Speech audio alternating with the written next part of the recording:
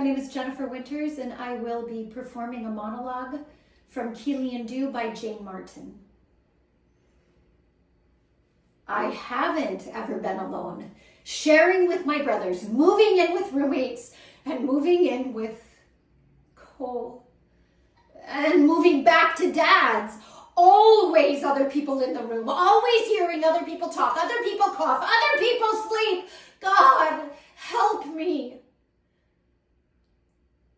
You know what I dream about? I dream about Antarctica. You know, no people, just flat, white ice, a land of silence.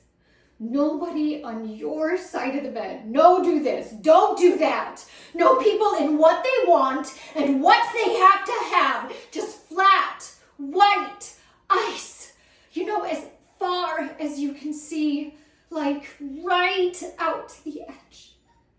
No items, no chairs, no cars, no people, and you can listen as hard as you want, and you don't hear one thing. That's what I want, and that's what I need.